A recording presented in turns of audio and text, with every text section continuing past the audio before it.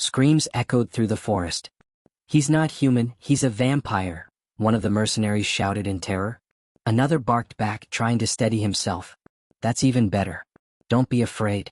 If we capture him alive and hand him over to the church, we'll get a massive bounty." He raised his sword, and his head went flying. Before the others could react, heads began to fall one after another. Greed drove them forward, each mercenary desperate to claim the vampire's head, but Eugene was far beyond their reach. He slaughtered them barehanded, claws tearing through flesh and bone. A bald mercenary wielding a mace charged straight at him. Eugene caught the weapon with his bare hand and crushed it effortlessly. "It's getting dark," Eugene said calmly, "and the night is my time. It's also the best time to hide blood." With that, he finished off every mercenary who had come. Later, villagers gathered at the scene, staring at the corpses scattered across the ground. "What happened here?" they whispered. The chief's gaze shifted to Eugene.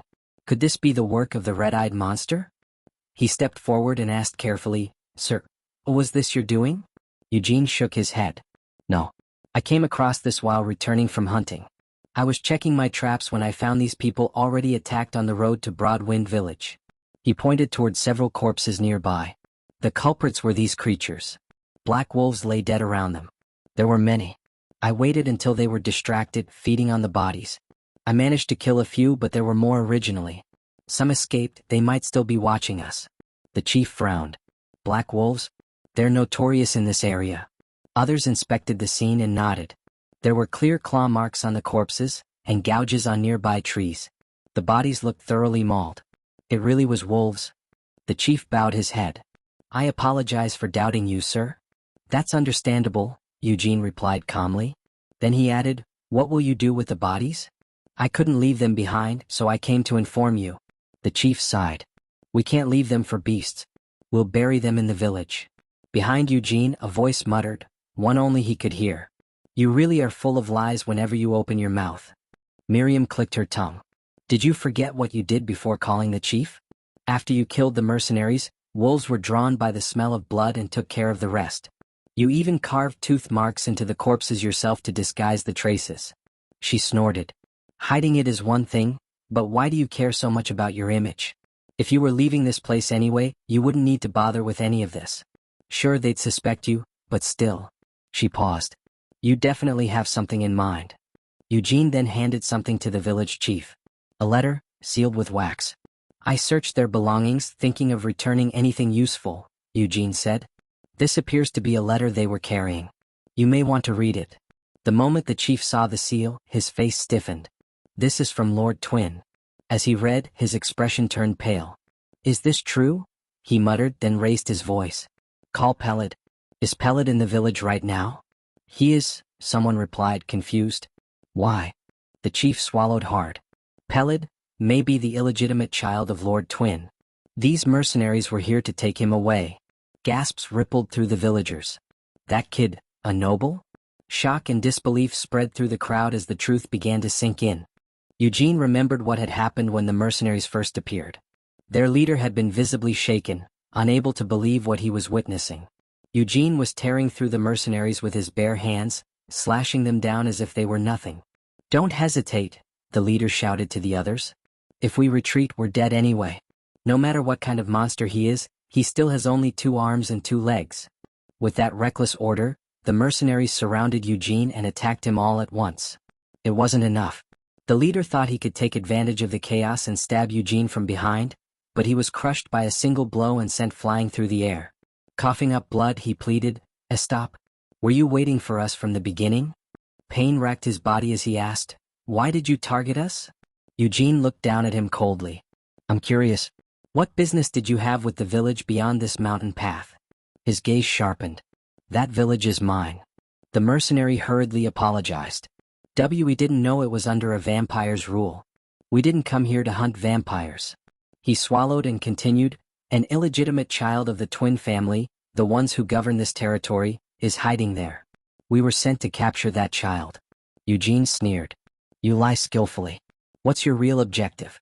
"That excuse wouldn't justify mobilizing this many people. Were you planning to wipe out the village?"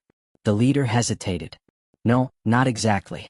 It's not completely wrong, but the truth is, we were hired by the head family of the twins. Our clients were the legitimate heirs, Lady Camera Twin and Sir Burton Twin. He lowered his head. It's probably noble political infighting. Our job was only to kidnap the illegitimate child. The number of men was preparation in case things went wrong. Disgust churned in Eugene's chest. He remembered another man tied to this incident. Bertel Twin, the knight in charge of the vampire pursuit unit. The same knight who had tormented him alongside young Derict. Bertel likely hadn't directly ordered a massacre. That part had been born purely from the mercenaries' greed. But it was still the reason Eugene had eventually been discovered. An entire village disappearing had forced the Holy Knights to mobilize en masse. The leader continued desperately, "We just thought it was a chance to make a fortune. That's all. If we had known a vampire lived there, absolutely we would never have come." He bowed his head repeatedly, mumbling excuses. Eugene turned away. "I understand," he said flatly. "Be careful of wolves on your way back." The leader's eyes widened in disbelief. "Is he letting us go? Such mercy." Before he could finish the thought, Eugene casually picked up a stone and flicked it. The stone sliced through the man's neck in a single strike. His head fell. Above Eugene, Miriam laughed in delight. "They've all bled out anyway. You might as well kill them all." "Yes," Eugene replied calmly. "They already discovered that I'm a vampire. I can't let them live." He glanced toward the darkness of the forest. "Besides," he added, "the wolves nearby have smelled the blood. They're drooling already." Back in the present, the villagers turned to the chief in disbelief. "Is what you're saying true?" The chief nodded gravely. "Yes." The dead mercenaries were guards sent to bring Peled back to the castle. A murmur spread through the crowd. "Didn't Peled lose his mother last year?" someone said. "He's been living alone since then." "He came to our village about 8 years ago, didn't he?" another added. "Could it be?" The chief reread the letter carefully and said, "According to this, the mercenaries were supposed to escort Peled to the Lord's domain, but they were attacked by beasts along the way." A heavy silence fell. "Then what are we supposed to do now?" someone asked. Eugene stepped forward. "All we need to do is take Peled to the Lord's castle." The villagers turned to him in surprise.